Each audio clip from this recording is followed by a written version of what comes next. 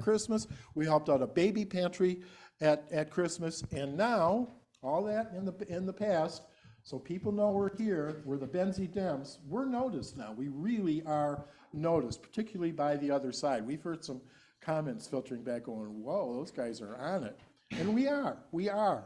And it's with your help that we're doing this. So our first big campaign activity will be to get in touch with all of you, all of our members, by phone. We're going to do that in late September. We're going to call every one of you. If you miss the call, please call back. We're not asking for money. We're not trying to sell you Fuller brushes. We want to talk to you about what's going on with our party, what you think of what's going on with our party, and how we can work together. We want it to be a conversation. We're not going to try to push you into anything. We want to take your temperature, and we want you to take our temperature, okay? And we'll move forward from there. But it's too easy to just rely on emails all the time. You don't really get to know people that way. And we'd like to get to know you better, and we hope you want to get to know us better. How are we doing so far?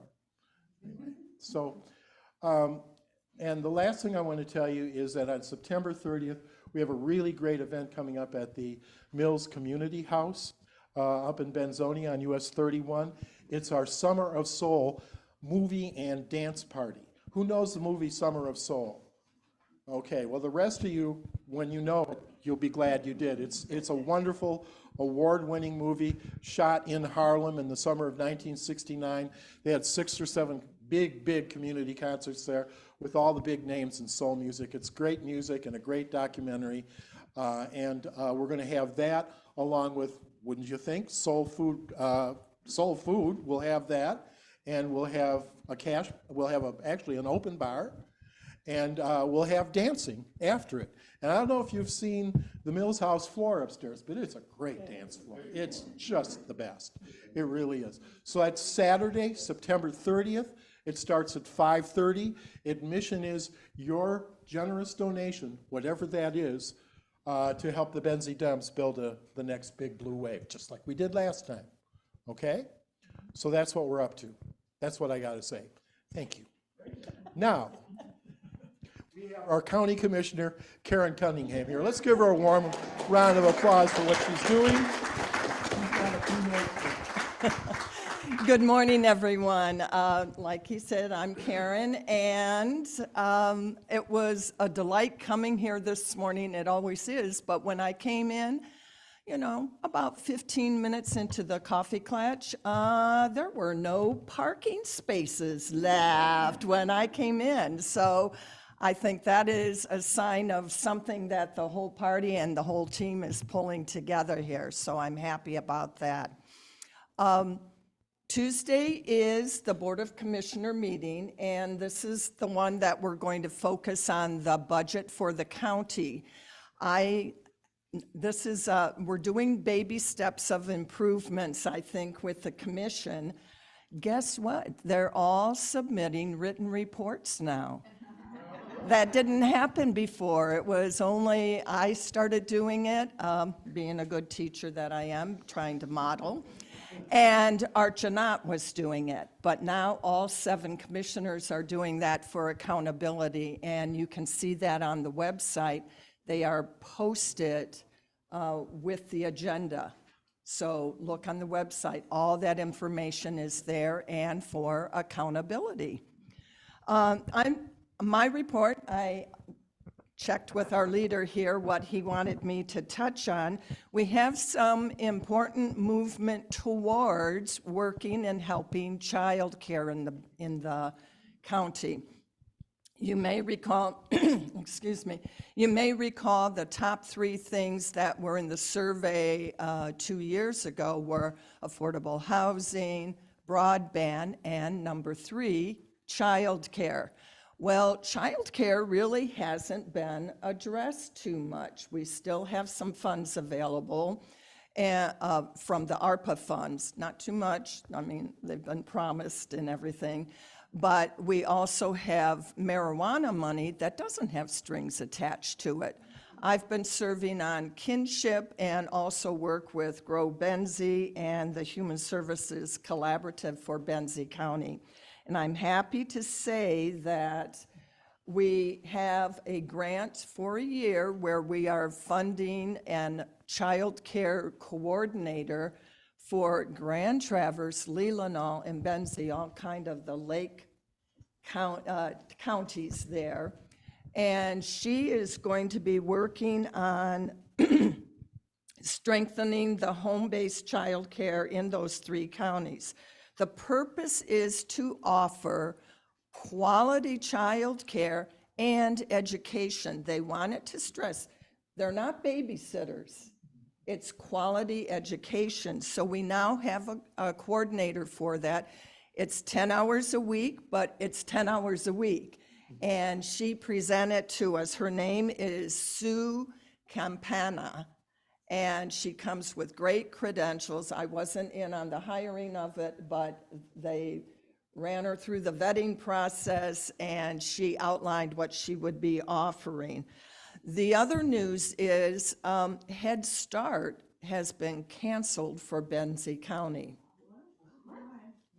It's been the reason that was given was the school needed the classroom for classes.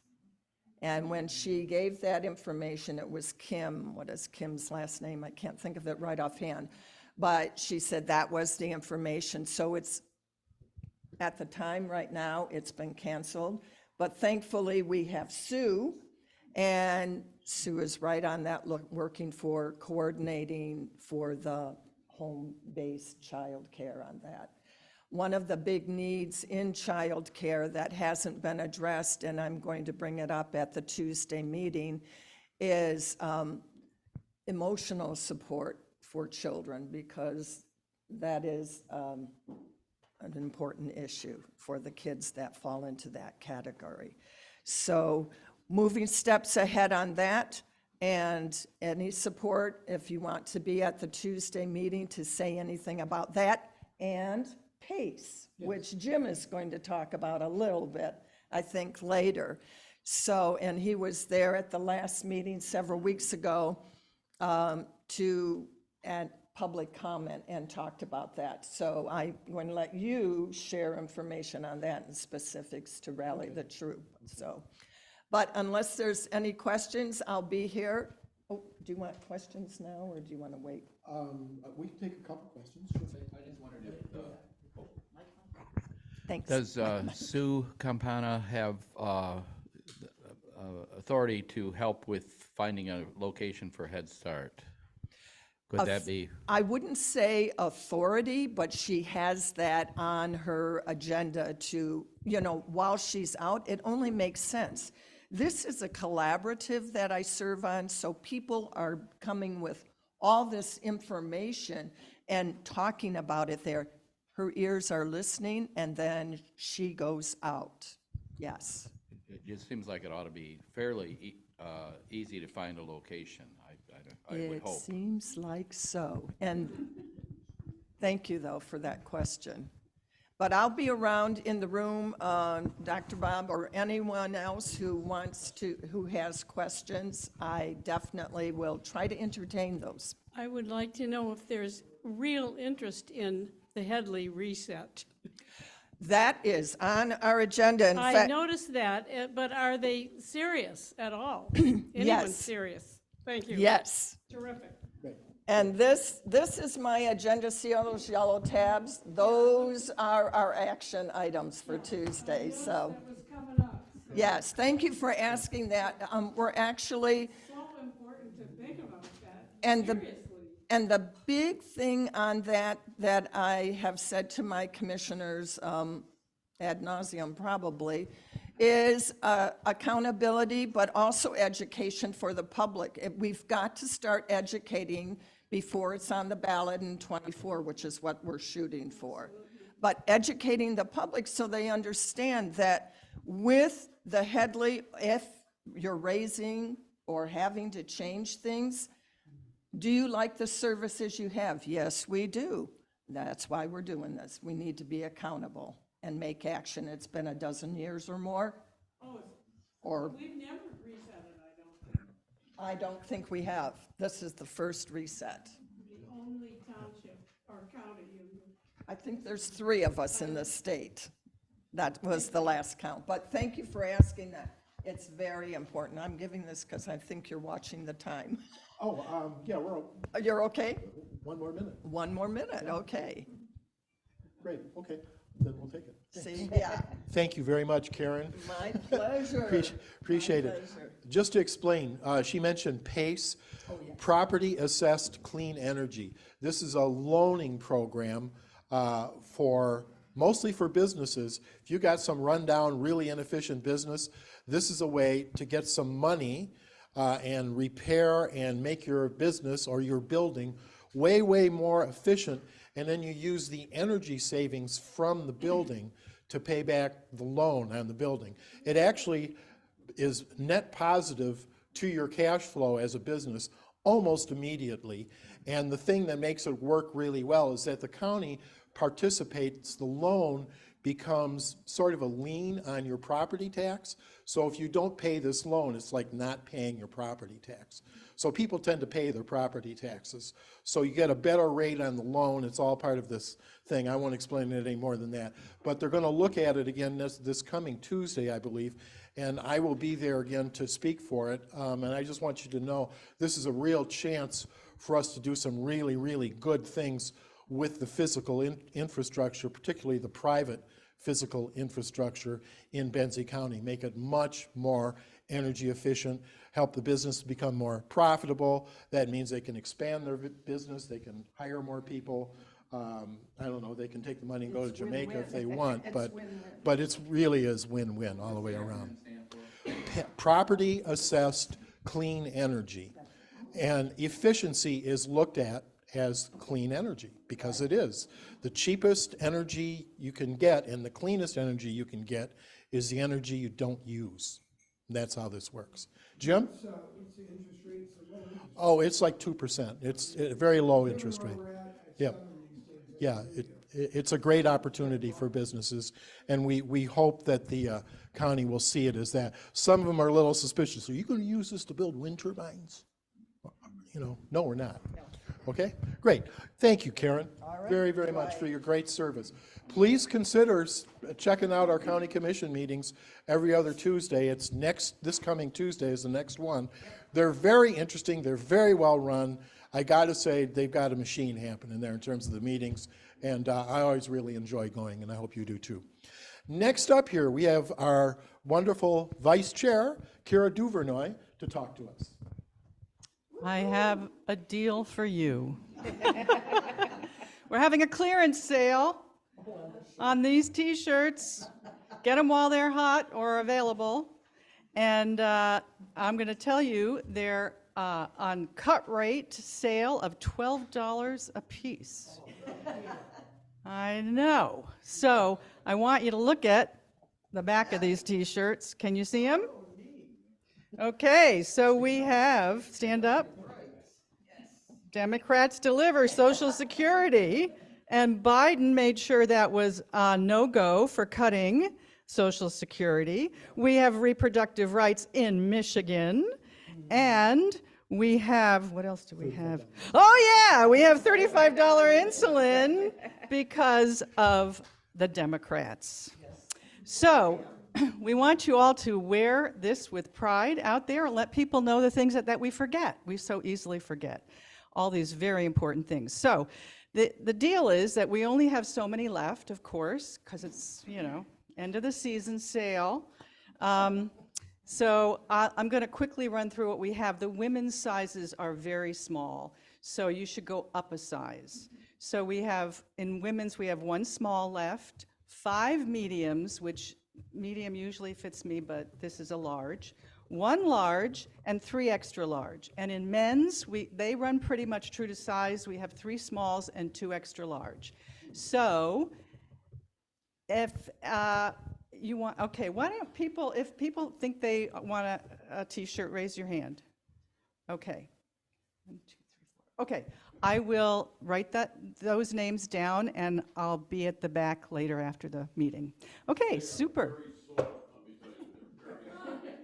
They're very And I also asked people to put it in the chat. in the if chat. they were- I've got Super. them. Okay.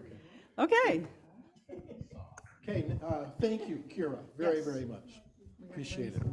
Okay, next up, we've got a beach cleaning thing that we might get involved with. Jane, would you like to come up here and talk about that? Great.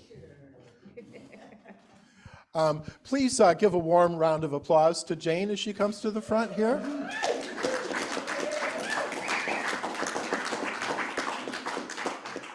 She, along with Rick Rhodes, is coordinating our letter to the editor stuff. You want to sit here?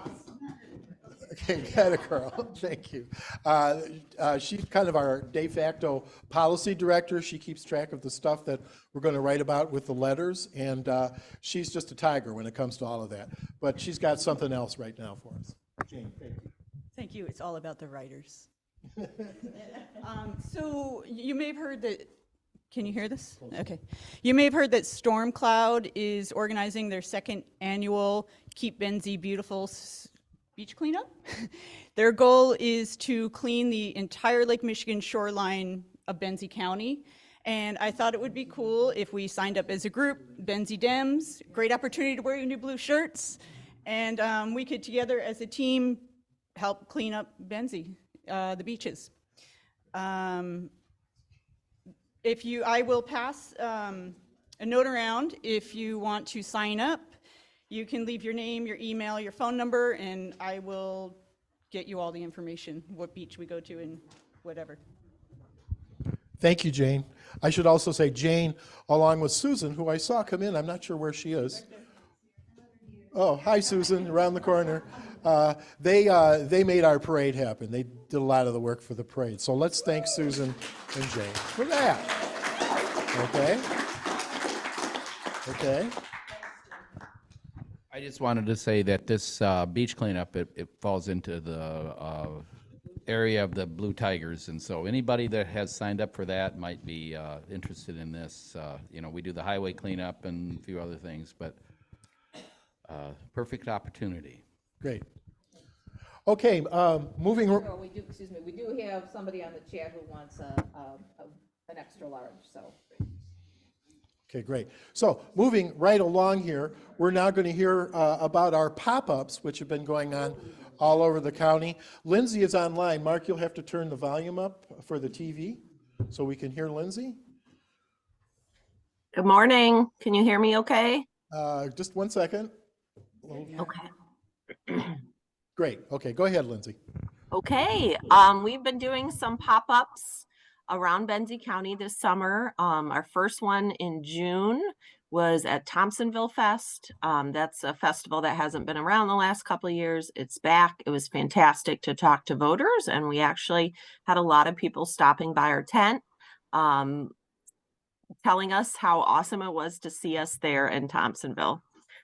We did one in July in Alberta across from the farmers market. Recently, we took over a pop-up at the Northwest Michigan Fair for the Grand Traverse Dems. Jim was there. Some of our other members volunteered. I thought it was great to talk with people all around the, 5-county area. They did a really cool thing that we may end up stealing, which is they had voters or people walking by. They encouraged them to vote on what their top issue was, what they thought was most important in the upcoming elections and what they were focused on. And it was great to hear from Republicans, Democrats, Independents about what issues they're focused on. We also have one upcoming next Saturday, the 26th. We were going to do 2 pop-ups that day, one in the morning at the Coho Fest, one in the evening in Lake Ann. We decided to focus our attention on staffing the Coho Fest for a longer period of time. It's another festival that's back, I think, after a couple of years of being gone, and we just want to show our support for them and be there as long as possible on Saturday. I emailed the people who had signed up for the Lake Ann pop-up to let them know we were switching our spot just to the Coho Fest that day. Put it in the chat or let someone there at headquarters know if you can. Let's see, you could let Judy Bosma know if you can volunteer next Saturday. We would love to have some more people there throughout the day. It's really fun to get to know members you might not interact with at the meetings. It's a lot of fun to engage with the voters. People have been very pleasant to us. We also did one in Beulah at the sidewalk sale. Barry and I had organized it. We got permission from the sidewalk sale organizers, who were the Crystal Lake Business Association. About an hour and a half into that, oh, and look at that. Michael is holding up our new sign, register to vote. All right. Oh, that's adorable. That's great. So about an hour and a half into the pop-up, I wasn't there, but some of our volunteers were. The village president came and said she was revoking our permission to be there. She had somehow gotten the understanding that we were only there to register voters. So if we wanted to stay, we had to remove everything that said Benzie Democrats or Democrats on it. We ended up shutting our tent down that day so as to not cause any more drama, even though we were trying to get in touch with the organizers of the event since they were fine with us being there. There was a village council meeting a couple days later that Kira, Jim, and Barry were able to attend. So I'm going to turn the floor over to Kira to talk a little bit about what happened at that meeting and why they felt like they were able to shut down the political speech.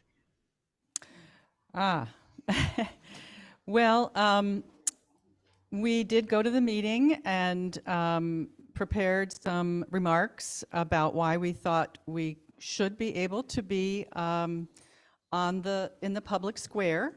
It was met with the village president stating that there were legal reasons why we couldn't.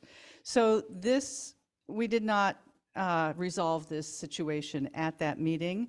And what we would like to do going forward is have a small group of us, a team that will get absolute clarity, legal clarity with each of the municipalities that we typically do our pop-ups in, so that going into next year, we will not be shut down, that we will have the right to speak in the public square. So we need a team of people, hopefully with one legal expert, that will check with probably 4 to 5 municipalities that we typically go to for our pop-ups, and have ordinances in effect so that we are not blindsided by being asked to shut down. So I'm going to pass around a sign up, and I'm hoping that we'll get 4 or 5 people who will work on this. It won't be a lot of work. We'll just have to contact these 4 or 5 municipalities. And once we have an ordinance that we think is legally appropriate, we can just ask for that to be instated into each of these municipalities. Yes, yes, Jim. It'd be nice to have one person from each municipality. I think we should have one person sign up from each municipality so that they have standing, so to speak, and they can be a liaison when the committee presents the ordinance. Yes, they, not really. They said they had talked with their lawyer, the village's lawyer, and that there was a sidewalk ordinance that clarified the fact that we could not be there. When I looked at the sidewalk ordinance and other people did, we did not see that. So we don't really think that we think we have a lot of place to go with this. So if we want to have somebody from each municipality, they would be Beulah, Frankfurt, Honor, Lake Ann, and Alberta, probably. Thompsonville. Oh, yeah, okay, so that makes 6. So if there's somebody I can do Lake Ann, and I'm hoping that we can get somebody from the others, Honor, Beulah, Frankfurt, Alberta, and Thompsonville. Not to forget Nesson City. Okay, I'm passing this around. Thank you, Kira. Thank you very much. And I want to thank all the people who've been working on the pop-ups. They'll all tell you it's a real good time, really is. And maybe you can help us out next Saturday in honor at the Salmon Festival. Go fishing. What time are we scheduled to be there? I think we're there from probably 10 to 4, 10 to 6. Lindsay, do you know what time the pop-up is? Well, I'm not sure. It'll be dependent on how I can staff it. Set up, the booths that day start at 9 for the kind of the events. I doubt it'll be busy in the morning, but apparently the beer tent doesn't close till midnight. We do not want to be there that long, but I'd say, yeah, it just depends on when everyone can sign up for. So if people are able to do evening or earlier evening, afternoon, we'll definitely need people, because we already had the pop-up set up for Saturday morning and then the one in Lake Ann for Saturday evening. The afternoon is going to be the toughest to fill. So let me know if you can sign up for that. It's a lot of fun. Thank you, and really, thank you very much, Lindsay, and also Barry Hahn for making the pop-ups happen. They've done a great job. Round of applause, please.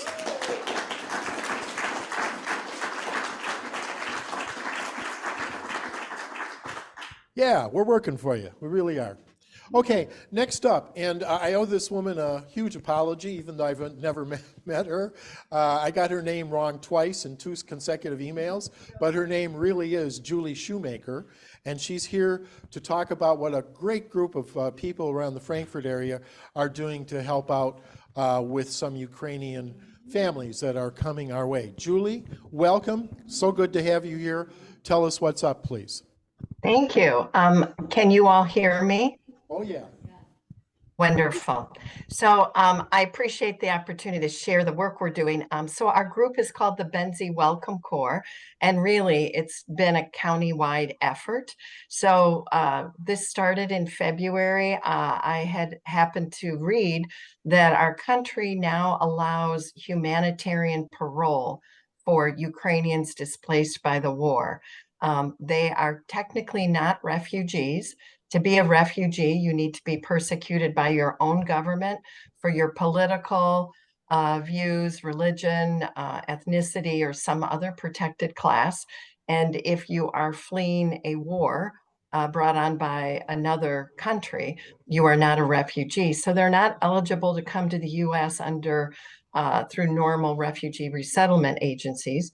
But our government in 2022 created this pathway that had been used at different times in history, called humanitarian parole.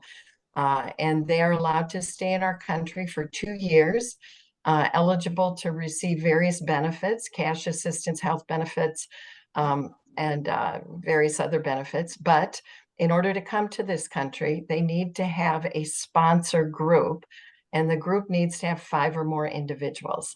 So I reached out to a number of folks. We had a small meeting in February, and our effort has grown substantially. We have a fiscal agent, Grow Benzie, and they have been wonderful partners. Grow Benzie's new mission is a rural prosperity incubator. And so we just fit very well. And we have raised $28,000 to support a family or families to Benzie County, which is just incredible. I had presented to 100 Women Who Care in April when we were really just formally getting launched, and were voted to get funding from that group. And the 100 Women Who Care, if you're not already a member, I would encourage you to join. You meet 4 times a year for 1 hour. All the women who are in attendance can vote, and you hear presentations from 3 different nonprofits regarding funding needs. And they have 5 minutes apiece, 5 minutes to ask questions. After a half hour, you've heard from 3 organizations. Everyone in the room votes, and the one that is the top vote getter everyone writes a check to that organization. So the 100 Women Who Care were really 166 women in Benzie County. And so that netted $16,600, which is just incredible. From there, we have received donations from two local churches, St. Andrew's Presbyterian Church. Their mission team pledged $1,500. They asked their congregation if they would match it. Congregation donated $3,000. So the total donation from St. Andrew's was $4,500. And then the First Congregational Church of Frankfort has donated, along with both of the Rotary clubs, Frankfort Rotary Club and Benzie Sunrise. So we have almost $28,000 that has been raised. The way it works is you have to raise $3,000 per family member. And in the spring, we needed housing, and almost everyone was skeptical that we could find housing because of the lack of affordable housing, as we all know, in Benzie County. So I reached out to short-term rentals and asked if they might consider changing to a long-term rental for a Ukrainian family. And the owner of a 4-bedroom, 2.5-bath home in Frankfort agreed. And which is amazing. And he's been wonderful. And so that home can hold up to 8 individuals. And since we needed to raise $3,000 per family member, 3 times 8 is 24,000. And we were targeting, this home is rented for the summer and also through Ironman. So we were looking at an October 1st potential move-in date. And 3 months of support for a family beginning October 1st would end December 31st. We thought that would be rather cruel to say happy holidays and now all support has ended. So we decided we would wanted to raise enough funds to support the family through January, because you need to support the family at least for 3 months while they apply for benefits and gain employment and can become self-supporting. So we set a goal of raising $30,000 to support 8 family members for 4 months. Have a fantastic advisory committee.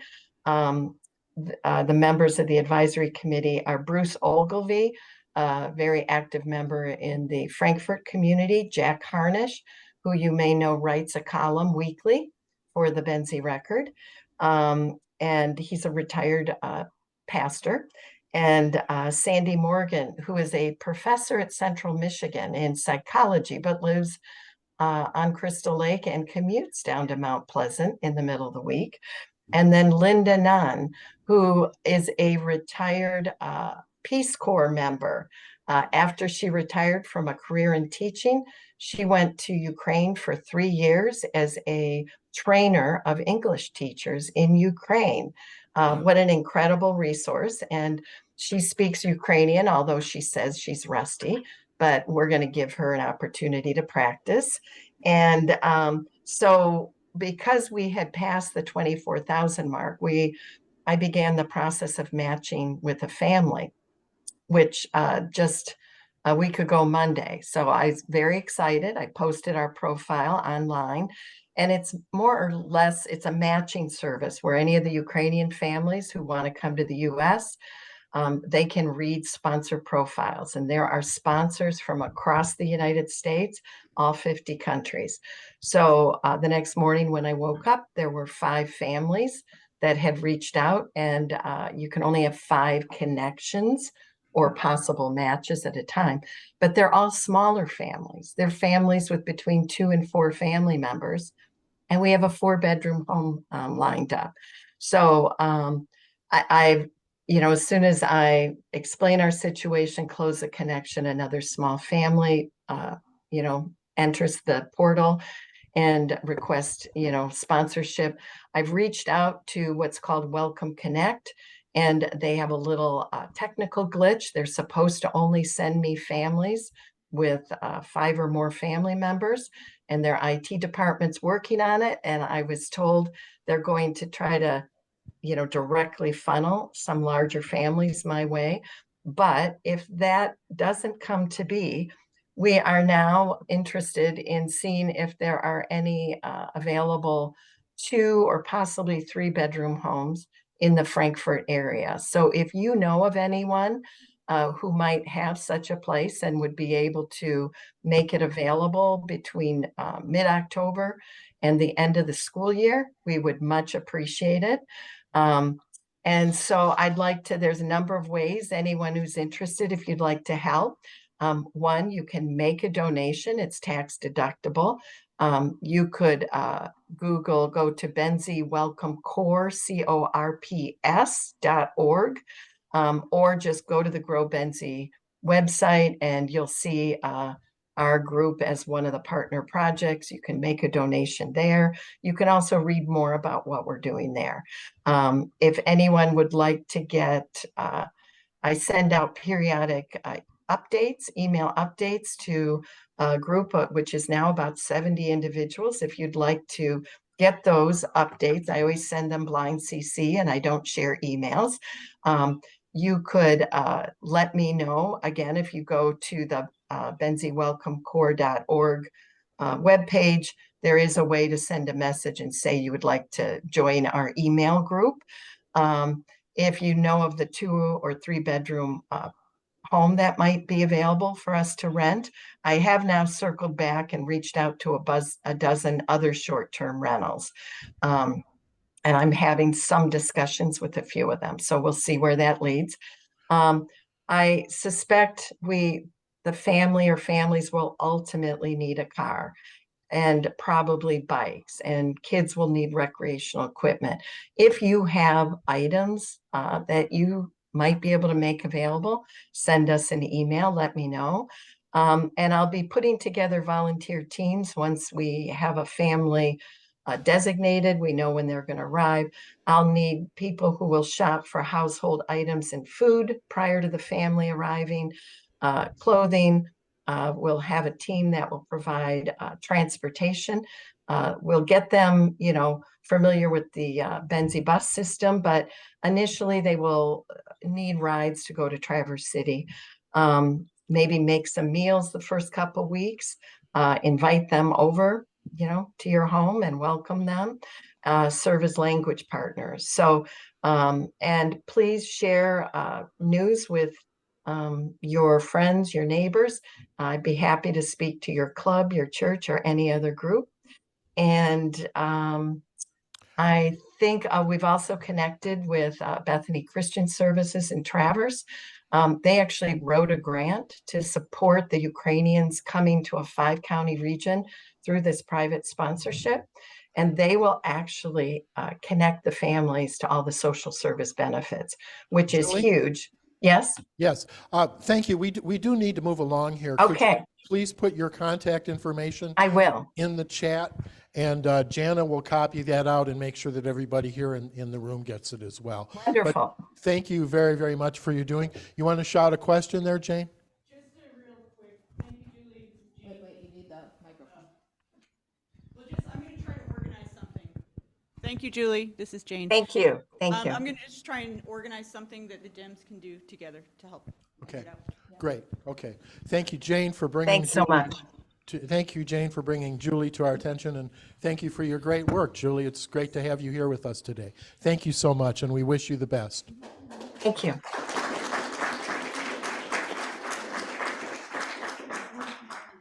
Okay, we're moving right along now. We're very, very happy to present a man of the hour here, a man of the year in many ways. He's a medical doctor with a public health and social work degrees, a primary care physician and hospitalist, a resident doctor for the Navajo Nation. He's traveled worldwide, especially with the U.S. Foreign Services. The good doctor settled up north 33 years ago, raised a family, and serves as Marquette County's medical director, not to mention running against Jack Bergman for the 1st District of Congress. So we're going to hear from Dr. Bob, and we'll have questions right after it, and whether you're on Zoom or here in the room, you'll be able to ask questions. Don't ask them until there's a microphone in front of your face, though, however, okay? So please, let's welcome Dr. Bob Lorinser. Thank you very much. I'd like to say Benzie Dems have gotten me in trouble. You got me in trouble because I'm so proud of you. I go to 36 counties, right? I mean, it's a big district. And I said, you should see what Benzie Dems do. Some people don't like that. I've been impressed. My first meeting with the Benzie Dems, I think, was in the parking lot in Alpena when I was giving a town hall there. I was in my car, and all of you were here during COVID. I mean, so many of you. And so our relationship started 2 or 3 years ago. And again, thank you very much for everything that you are doing, have done, and will do. So then I'd like to apologize too. I didn't bring my chief of staff, Peggy. Peggy is my wife for 41 years. We are currently babysitting my grandchildren from Connecticut that came in. How am I doing for that babysitting job?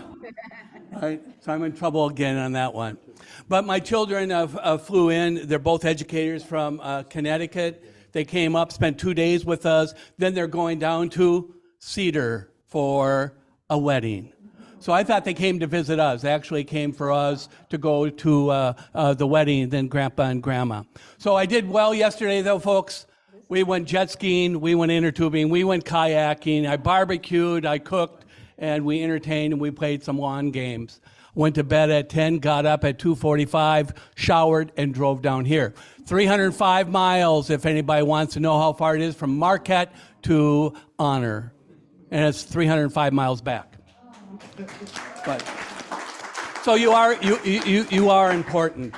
You are important. I think every county is important, and we try to do what we can. We'll give a campaign update at the end of my little spiel over here, but we thought we would take it easy for the last couple of weeks of the summer. So this is my 5th event this week, and 5th event, and right after this we're going to Grand Traverse for their Democratic picnic. So we're taking it easy. We're waiting for the tourists to stop, then we'll be back. We'll be back to do the tours. Again, Jim probably did most of my work experience. I'll just review it again. I started off, pizza making, right? Lifeguard. No, we'll skip that. And a Boy Scout counselor. Eagle Scout, Order of the Arrow. Did that for like 8 years. So, yeah, I still talk about the Boy Scouts. Well, they're called the Scouts now, aren't they? Still talk about that. I was very proud to end up working, probably 9 weeks a year during the summers. For 8 years for the Boy Scout camp. But my professional job started as a counselor at a state hospital with troubled adolescents. Then I went to become a social worker, psychiatric social worker, and inpatient with the Veterans Affairs Hospital. As Jim said, I spent 3 years on the Navajo Nation serving them, 2.5 decades as a family physician, a hospitalist in Marquette, Michigan. I was the medical director of the Upper Peninsula Medicaid and Medicare program for 300,000 people in the UP. I am still an educator of physicians and medical professionals. Received the Educator of the Year award in Michigan in the 1990s for teaching physicians.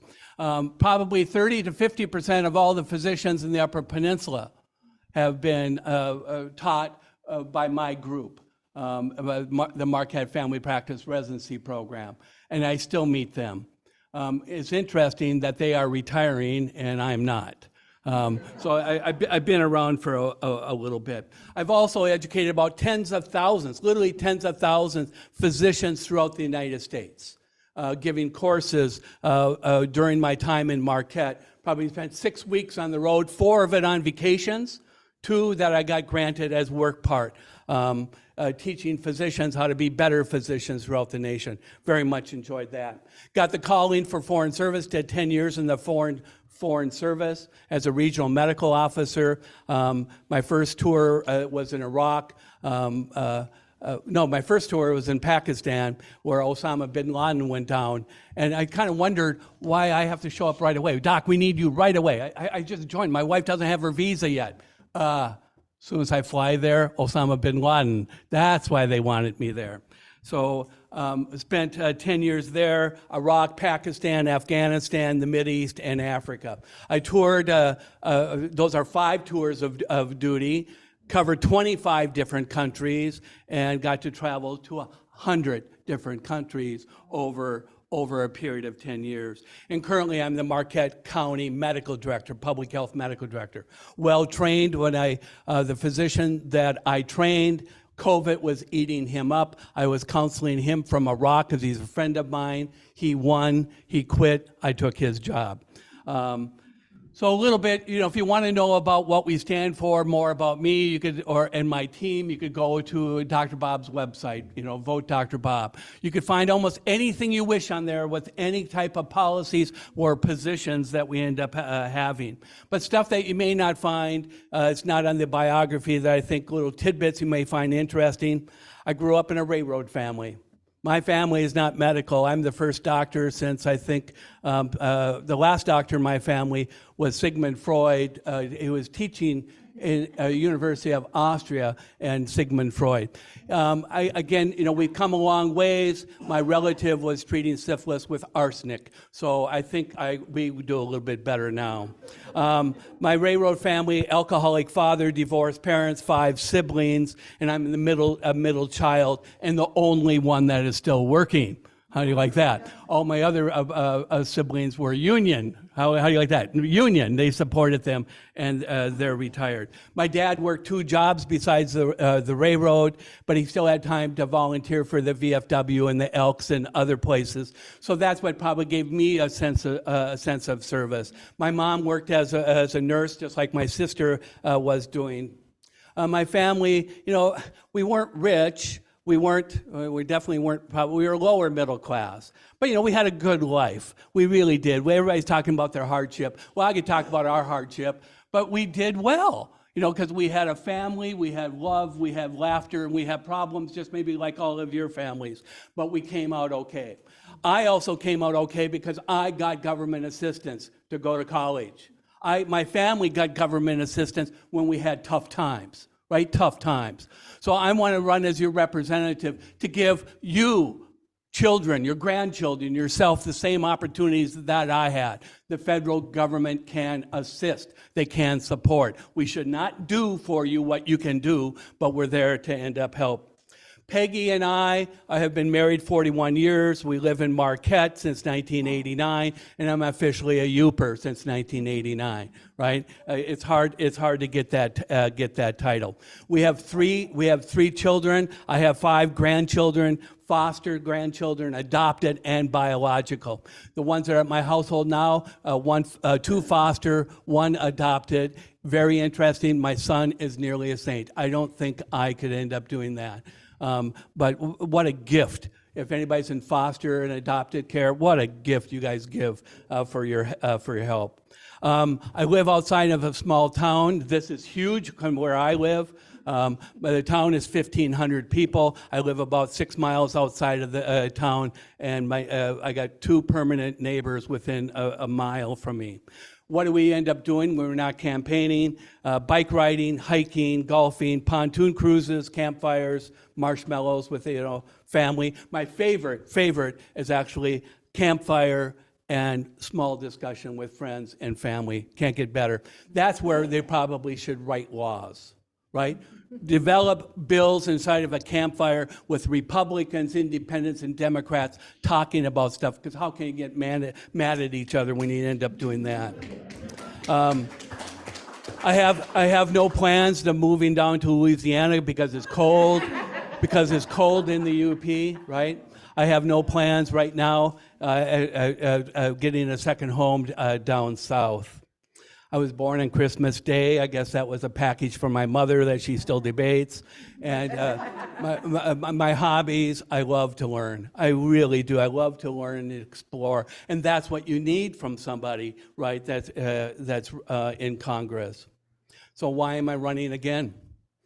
My life has been about service to others. Look at my career. Look what I have done. I have been gifted with ability never to work a day of my life because I love it. I love what I end up doing. I love to end up helping. I love to end up learning how to help and to assist. We'll give you an update about the campaign a little bit longer. People end up saying, what's on your agenda? So I'm going to try to answer some of your questions because we're almost halfway done here. What will I bring to Congress? What's on your agenda? Well, you got the question wrong. It's not what's on my agenda, it's what's on your agenda. That's what's called being a representative, right? And we'll get over to what the duties and responsibility of a congressperson is. So what have I heard? Same thing that you have already talked about here. We need widespread awareness that livable wages and the promotion of businesses are compatible. Livable wages and businesses need to go together. Livable wages will create the middle class. The union supported the livable wages. Yes, I believe in that.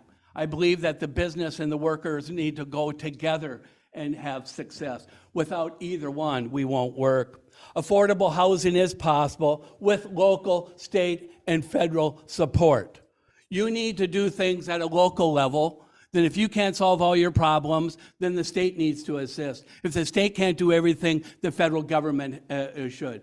I think Jack, has basically said housing is a local issue and the federal government should stay out of that. And if he denies that, I have him on tape, on the TV, and he said it someplace in northern Michigan over here. So it is possible. We need to look for solutions. I'm a doctor. I do believe Medicare is a right for everyone living in the United States. Period. Drop the mic. Be done with it. You can talk about different programs. You can say Medicare for all. My colleague on the East Coast, that's Elkona County, East Coast, you're on the West Coast. He actually says it should be Medicaid for all. Sometimes you'll hear me saying, universal, publicly funded, nonprofit medical care. There's multiple ways to get there, but we need to be there. It is a right. My 5-second spiel would be, we need a doctor in the house, right? We need a doctor in the house. I would come in immediately. Yeah. I would come in immediately as a subject matter expert. There are 2 Democratic physicians. One has never practiced and the other one's an ER doctor from California. With my experience over here, I would not come in as a freshman. I would come back as a subject matter expert because nothing's going to end up passing before I get there. So the advantage of me versus maybe somebody else, I could come in as a doctor in the house with expertise. I will still listen and learn but develop. But if you look at how bills are written, you need a subject matter experts to be involved in that, saying, that's not wise. You end up have you heard the septic bill in Michigan that's going on? Yes. Public health is against it. I'm against it, as written. It's a poorly written bill that did not involve public health input beforehand. And it may fail because they didn't do their homework with the subject matter expertise beforehand. And most of the counties, folks, in northern Michigan and the UP are getting letters back up to the legislation saying we don't support it. Not that I would end up having any input at a state level. I'm saying that's how bills are written. You have to work together to get things done and do it the right way. Do we need a septic thing in Michigan? Yes, we're the only state that doesn't. We need to protect our waters. There's no question about it. But septics aren't the only area, and as written, it doesn't end up working. Medicare, we end up saying Medicare and Social Security can be solvent and adequately financed. Last week or last Thursday, just a week ago, I presented Medicare and Social Security within 3 minutes. How to make it solvent. We need to have a simple communication how to do stuff and not pages and pages of stuff with footnotes how to communicate. You will rarely hear me say we have free luncheons. Right now the state has free lunch for schools. It's not free, folks. It's prepaid, prepaid taxpayer dollars for the welfare of our population. We need to understand people, we can say free in front of us, but when you say free in front of somebody else, it doesn't work. Healthcare is $4 trillion. Nothing's free about Medicare for all, Medicaid for all. Nothing's free about it. It's taxpayer dollars well spent. We need to understand that education is our future. That we can't, we're the only developed nation in the world that actually probably takes their students, even including adult students, and paralyzes them with debt. We are really the only developed nation in the world that does that. And we will pay a price for this, and we are paying a price. But again, do I believe in the loan forgiveness? Maybe poorly written again, because as soon as it's done, it starts all over again. And there's unintended consequences. So we need to do better of how to make education affordable and obtainable for all of us. We need freedom from discrimination of all sources, right? All sources. We need to get rid of the fear of death from firearms. We need to talk about gun violence, not gun control. We need to talk about the 50,000 people a year that die from guns. We need to talk about the 100,000, 110,000 that die of drug overdoses, the diseases of despair, social worker, right? Psychiatric. I got some experience already inside of there. We can be energy independent, protect the environment, and address climate change at the same time. They are not separate issues. And we have to be able, everybody over here has to be able to communicate, not with your neighbor that's sitting right next to you. It's somebody that is maybe an independent, a disenfranchised voter. And can I say, even a Republican? They are starting to listen now. Homelessness, mental illness, addiction, can we address them? You betcha we can.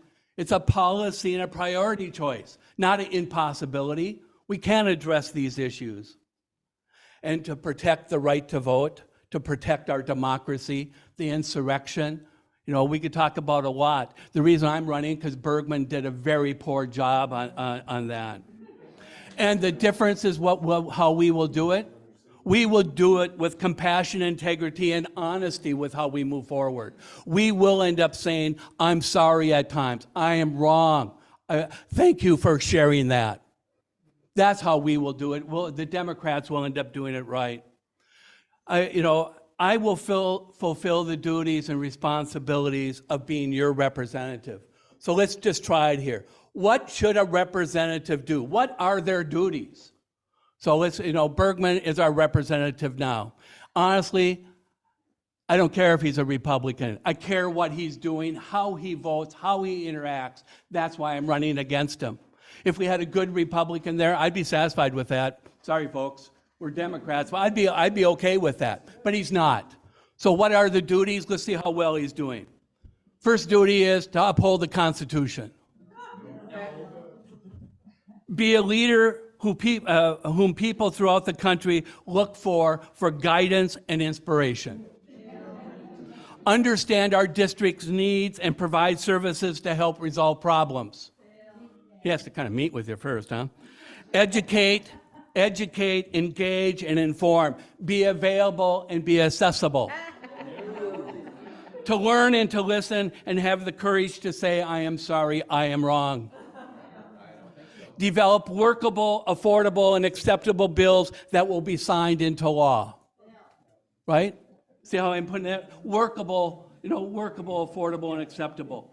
Gather and analyze the best available information, consult experts, and make decisions to provide the greatest good for their district, their country, and the rest of the world. Right? Cooperate, collaborate, negotiate, and compromise. Serve in an ethical manner. Be a truth teller, be kind, be just, be wise, and have courage to do the right thing. That's why I am running for Congress, to represent you.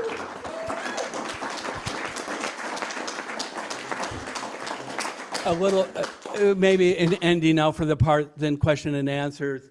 Kevin, my campaign manager, is from Traverse City. We'll give a little bit of a campaign update. I'll start off by saying, what are we doing differently? Hopefully we got rid of the stuff that didn't work, and we're not repeating it. We're taking the stuff that did work, but it wasn't the best, and we're improving it. And we're keeping the stuff that worked really well. Last year, we had 300 events. We traveled 36 counties. We traveled 300 events, just like this. This is kind of our dead week, and this is going to be our 5th out of 6 events.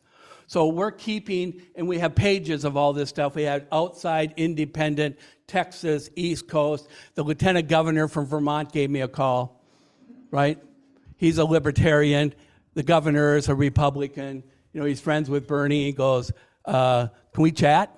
It's like, David Zuckerman, I never heard about him, but he heard about us.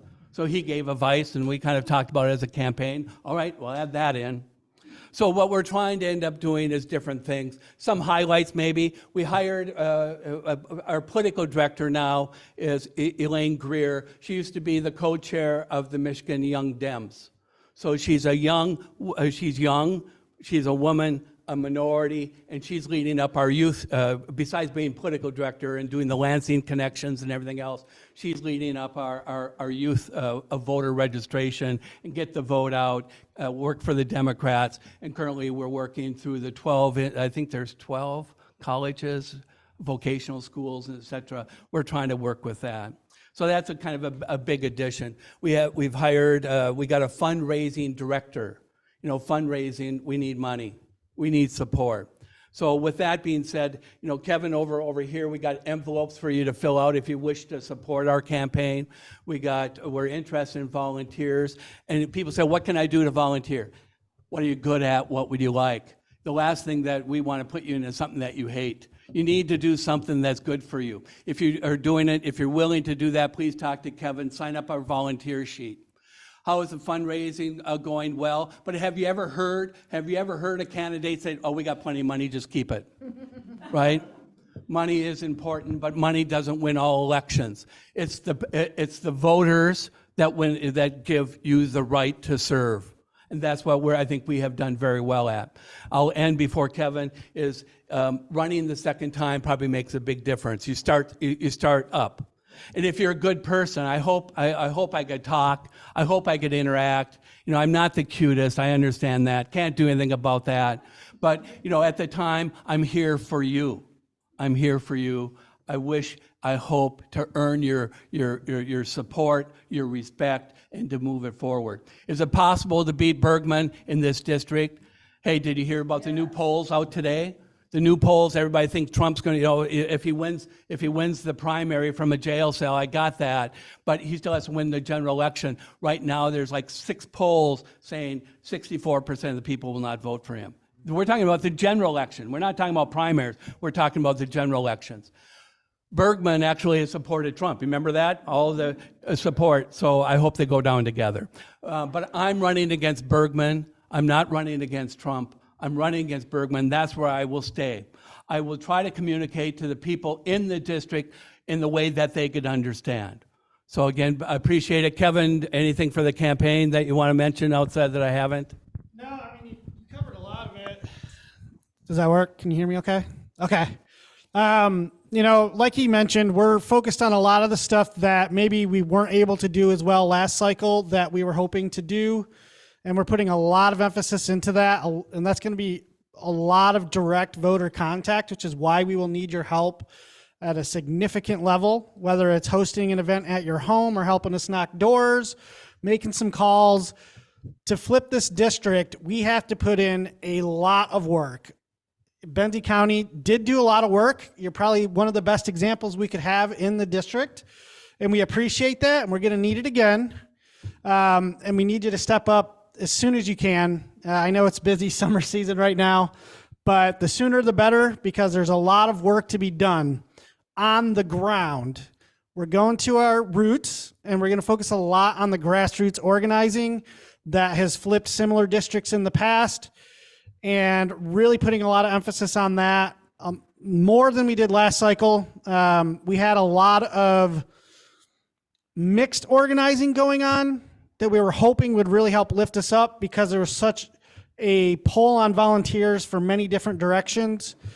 But it just was still not even close to the numbers that we actually need realistically to win this race. We have to have all hands on deck for every race across the district. We got 36 counties.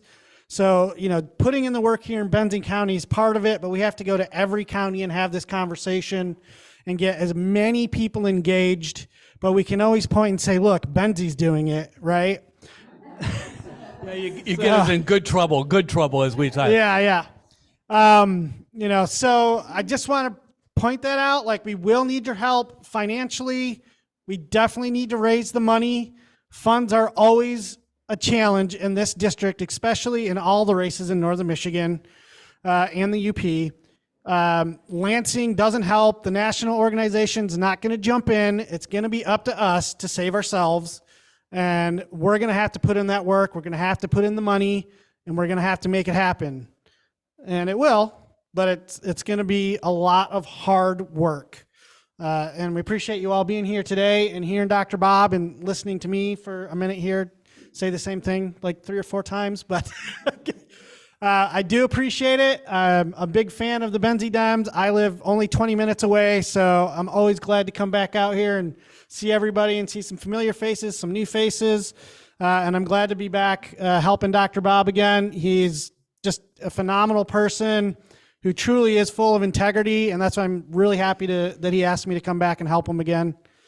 So I'll leave it at that. We do have envelopes for donations, and I've got petitions for nominating him to get on the ballot. So if you haven't signed it yet and you're willing to, we do need to get the signatures to make sure he's actually on the ballot for the primary. Now I'll leave it at that. Yeah, so if you want to take some petitions home with you and fill them out, that would be great, and coordinate that with Kevin. We need 1,500 signatures for that. Okay, well, we're going to thank you, Dr. Bob, and now we're going to open up the floor here and on Zoom for questions, and don't talk till you see a microphone in your face, okay? Great, we'll start with Kay. Go ahead, Kay.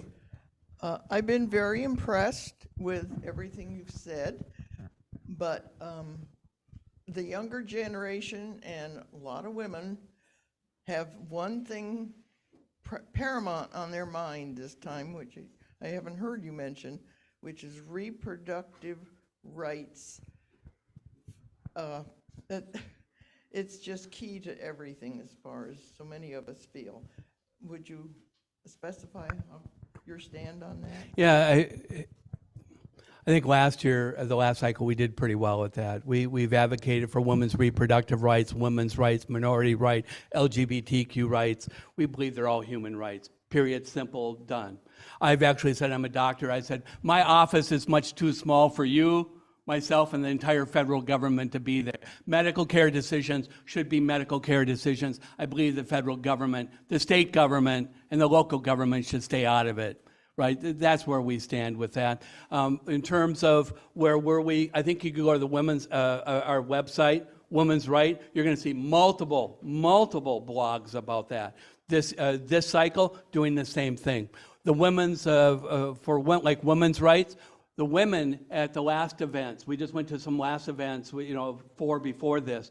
They wanted to start. They started a Women's for Dr. Bob's, and guess what was right on it? Women's rights. You read it right out. They created it. We helped them create the website because they didn't have the right skill sets. They're administrating it.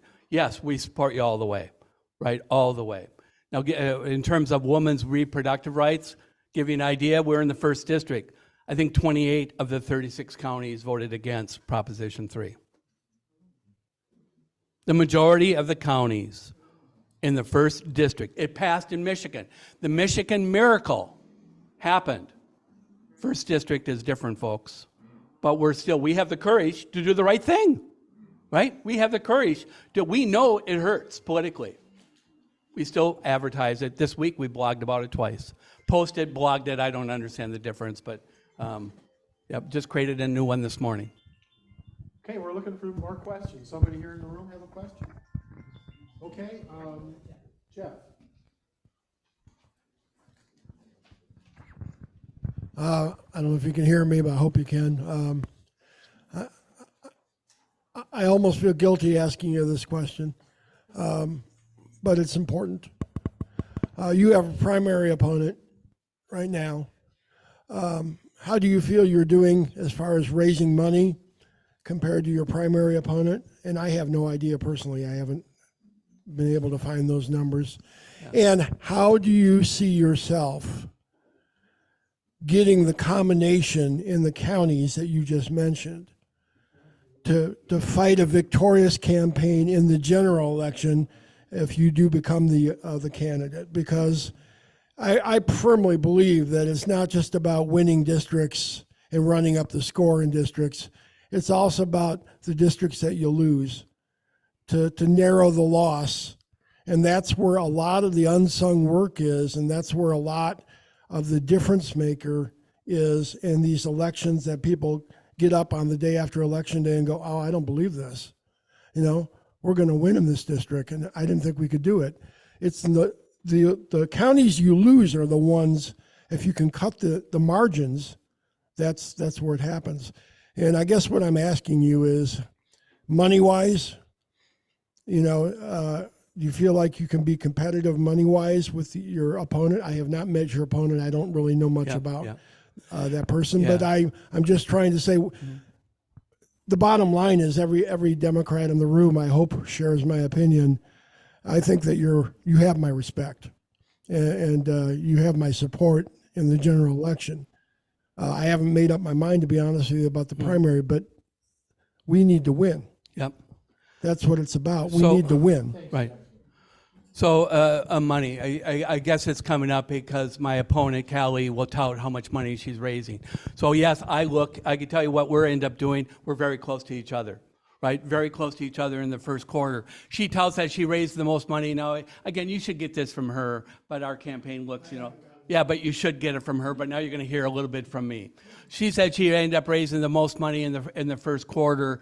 The first quarter starting in April. She internally declared that she was running in December, and on the first day, but officially filed April 1st. April 1st, she raised $45,000. Okay? Kind of bold on that one. She was raising it for the last 3 or 4 months. 30%, 25 to 30% of her donations were max donations of $3,300. You could take a guess where that came from, right? She has more larger donations than Jack Bergman has. I have the highest, smallest donations. You know, I'd like to be. Anybody know Katie Porter from California? I love her. I love her. But at the same time, the money is not going to be the deciding factor on this race. She has a head start on us, not by much, but a head start.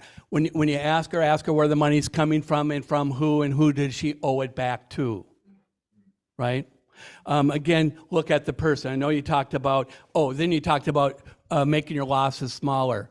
We've been to the very smallest counties, you know, Misaki County, Roscommons County, Elkona County. We've already been there, right? We've been here now for the first time, but we travel all over the place, even when it's not high. At the state fair, in terms of convincing people, we had 10, because you notice this, we had 7 sheets filled out, petitions, yesterday at the state fair. One was filled out by Republicans. We only got called a communist twice, but we had 10 of them that signed the signed form. We hardcore Republicans that signed our form to run. So again, when you're looking, and this is what you need to do, look at the candidate, hear from the candidate, ask difficult questions. Ask difficult questions. I will leave it at, please explore a Jones Day law firm. Jones Day Law Firm has done more to destroy democratic principles than any law firm in the United States. Look it up yourself, folks. I mean, Jones Day, where Callie ended up working, not saying she did it. I don't think, I worked for Trump. I'm a State Department guy, right? I could live with that. I don't know if I could be a Jones Day lawyer. But look at what they have done when they fought against the EPA, against unions, union busting, against the environment, and has actually brought their law partners to be on Trump's. They represent Trump in 2016 through 2020, and a lot of the lawyers followed him to the White House. So just look at the person, ask difficult questions to me and to her, then make up your mind. Got another question over here. I'm Jeff. Yeah, good to see you again. Sorry, last time you were here. I have a thing about social engineering. Do you see any future in social engineering to make behaviors that I grew up with normalized again, like being nice to people, opening doors? I opened the door at a post office for a gentleman to go in, and he goes, "Well, are you the new doorman?" I said, "No, my parents taught me manners." This I see as a social, social problem that between gun violence, overdoses, drug use, whatever, overdose, is basically social engineering. Mm-hmm. And do you see any kind of thing from your perspective with your expertise that could be done in Congress? Exactly how you did it. No, exactly. See how you did it? Exactly how you did it. right? You didn't insult. You know, they were amazed, you know, kind of amazed. You didn't insult. You made it kind of funny, right? You made it kind of funny. You should have got a smile on their face, a smile on your face, and it probably hit home. That's what needs to be done. Exactly what you end up talking about. I have another quick example also. I ran into a gentleman at the same post office who said, they got to talk about Social Security and some other things. He had a big Trump thing on, and I said, do you collect Social Security? Well, yeah, I was a union. Yeah, I was a union guy. And I said, well, does your family, oh yeah, we got student loan. I said, well, you're a socialist. And he agreed with me. He said, you should run for Congress. Thank you for being here, Bob. Yeah, thank you. I'm not sure if I would have done that, but I got that one. Right? I'm running for Congress and you're not. No, I agree. You know, like I created some stuff, if you're interested, it's like how to talk to a Republican. And I didn't bring it over here, but we have nice handouts, how to talk to a Republican, what to look for in a candidate. We could send him over to the chair and he could dish them out if you want to do that. But, you know, that's what needs to be done. If you're not a door knocker, not somebody else, he just has to be wearing the Benzie Dems shirt when you say that. Okay, Chris, got a question? Hi. Along those same lines, I wanted to say, you're always asking us for something, and that's great, and we're going to deliver, but I have a very small ask of you to consider. I was at the Rural Caucus session in the Sioux, and I was in a session in which Dr. Bob modeled in a little mini scenario how to speak with people at the door. And so I'm going to ask you guys to consider next time you're with us, if you could add like a 20-minute to your schedule. We have a great group of canvassers, and we're working much more so on deep canvassing kinds of conversations versus, hey, I'm so-and-so and I'm running for. And if you would be willing to maybe extend your stay by just a couple minutes and show us that scenario, I think it would carry an enormous amount of Today weight. or when? Not today, no, not today. I mean, But another time when we maybe would be gathering the folks who are going to go door to door, and we could tag on to a little session. Right. Would you be, just consider it. You don't even have to answer today. yes.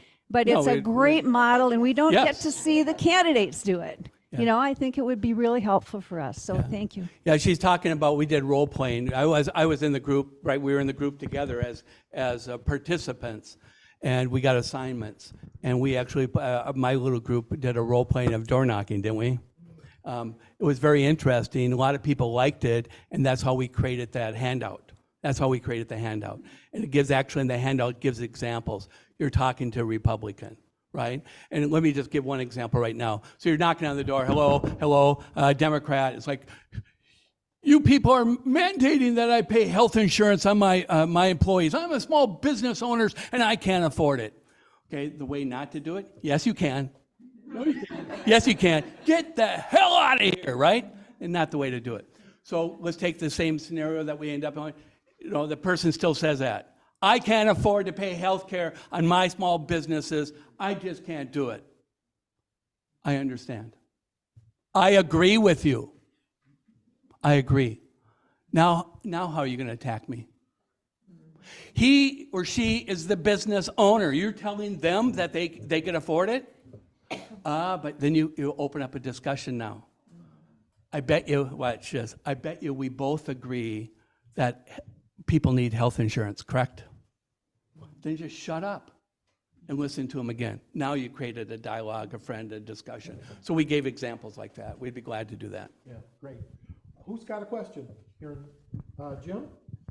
Oh, it's not just a question. Wait a minute. Wait a minute. Yeah, it is a question. Please make it a question. Dr. Bob. Make it a comment, Dr. make it a Bob, comment. It's kind of that. Here's the comment. You made a very moving opening presentation this morning. I don't know the rest of you, but you know, it goes right to the heart. And because you're coming from the heart.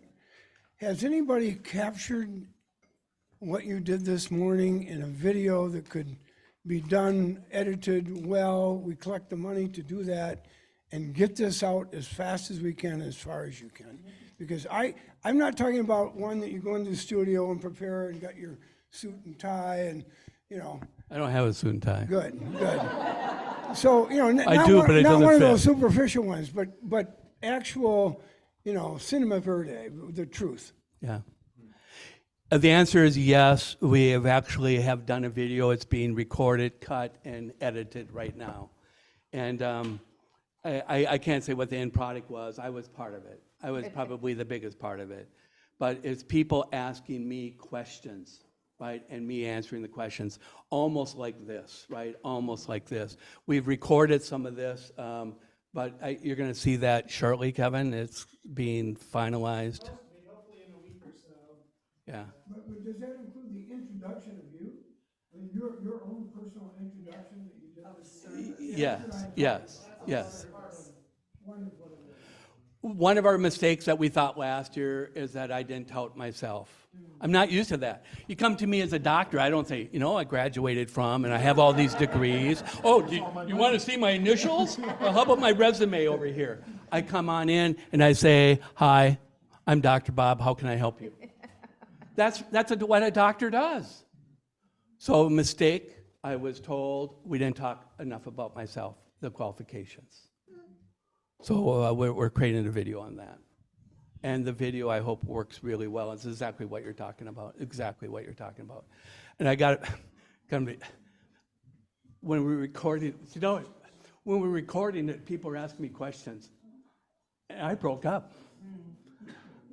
I broke up. I'm talking about, they're talking about my volunteer, my service, overseas and stuff.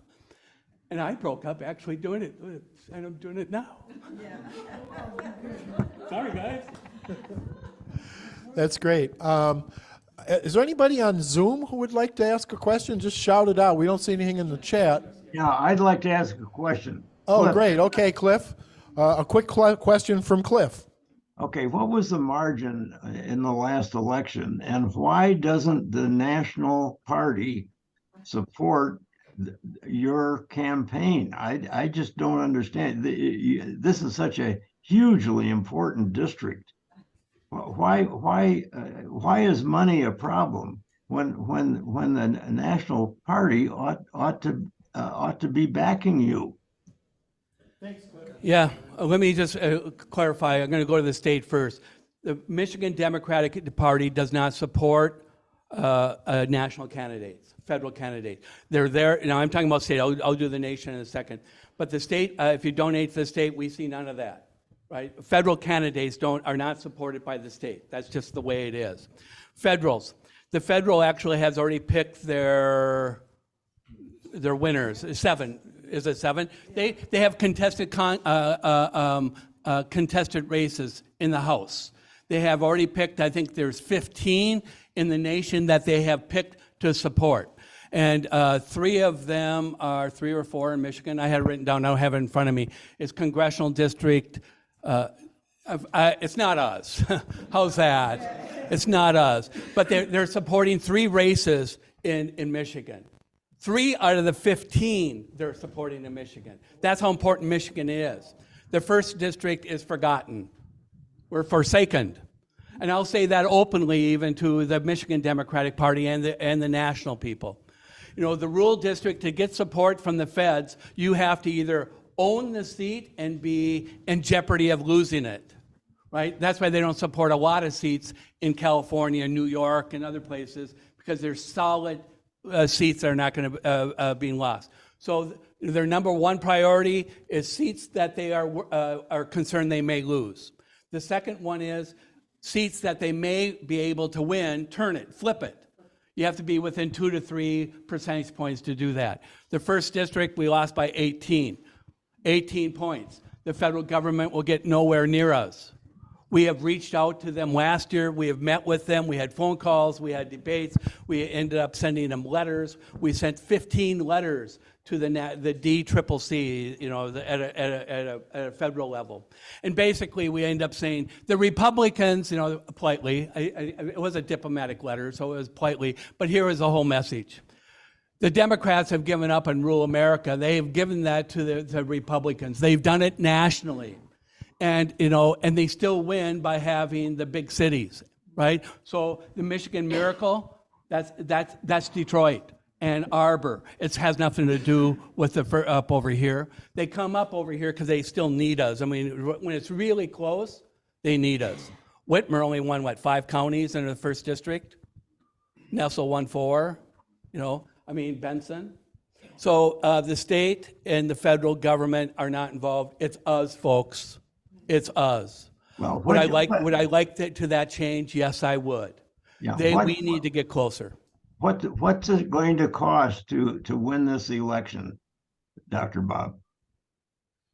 Last year we had, let's just end up saying the last three elections, the highest raised was $2.4 million, and the lowest raised was $300,000, and the vote results were identical. So That's why, getting back to the question about money, will money do it? I don't think so. I just told you, look at the races, do it yourself, look at the FEC. We've done it. Our campaign has done that, and that's why I like Alyssa Slotkins a lot. Sorry, I do like her. She analyzes stuff. We have done the same thing. Money is not going to turn the first district. Now, I'm not going to decline any money. We need a lot of money, but 2.4 versus 300, no difference. No difference in the vote outcome. Okay. Now, the last question, where do you stand vis-a-vis the military industrial complex and the oil companies owning our politics in this country over the past 40 years? And of course, Biden himself has a neocon, Anthony Blinken, as his Secretary of State, and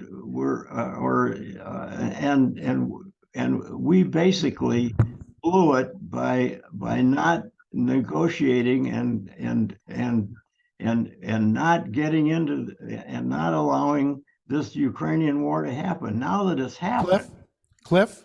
Yes. Cliff, you're getting into really complicated stuff. Dr. Bob asked me to ask you if you'd like to call him later to talk about I would. that. Yes, I would. Okay. Thanks, Jim. Okay. Thanks, Jim. All right, great. Put your phone number in the chat, Cliff, and we'll get that to Dr. Bob.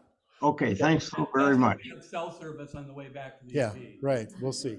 Thank Are there you. other questions? There's one from Karen. Mark, would you run that over there? Yeah. Okay. Thank you, Karen Cunningham. Mine, Dr. Bob, is more a comment only because of our team here, and I saw the success.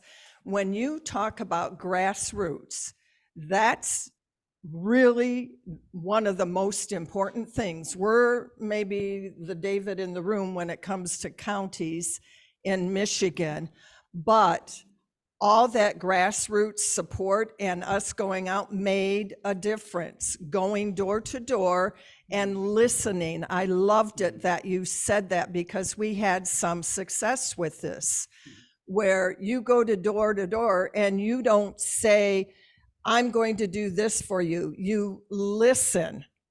And when you listen, then you have the fodder that you need to support and represent. So everything you've been saying, your service, sharing your story, and I'm getting teary-eyed. But Contagious, right? I'm an infectious disease. We'll develop a vaccine for that. Oh, yes, we like this. No, but what I'm saying is this sincerity and history of service and the grassroots, it makes a difference. That is what is going to put us over the top. If we communicate that, good listeners, and have the actions to support it, we're in. I agree. I agree. The Thank you. grassroots, it's you. A candidate actually represents you. You got to have a candidate, right? You got to have a candidate that you could trust and respect. And I think I'd be a principled leader, but I can't do it without you. Can't do it. Okay, we have time for maybe one more question, then we'll call it good. Mike Hertz?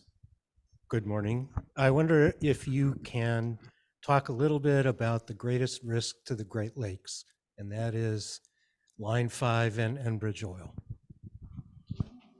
Yeah. I think, does everybody know where I kind of stand, where I think we should stand?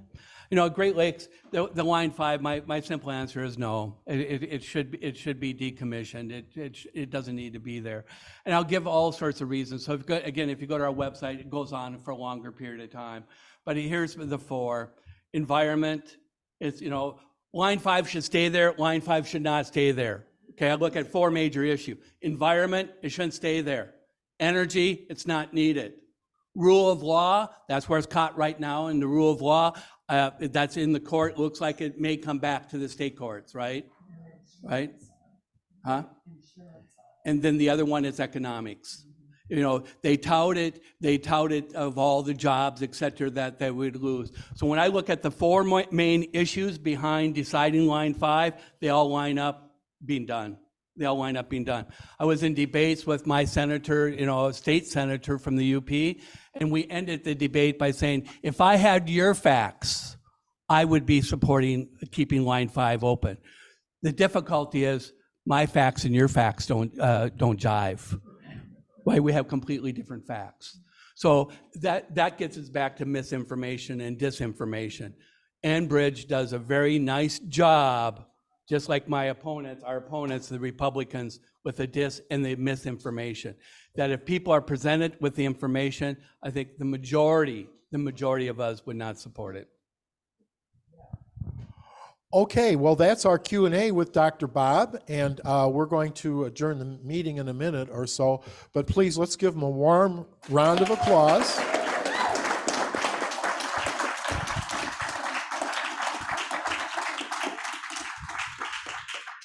And he will be around for a few more minutes. We've still got lots of great food here. We've still got lots of coffee to drink. You don't have to leave if you don't want to. And there are T-shirts, and there's stuff for Dr. Bob on the desk. And please hang around for a little bit. And in the meantime, we're going to adjourn the meeting. Thank you all. Our next meeting will be the 3rd Saturday of September.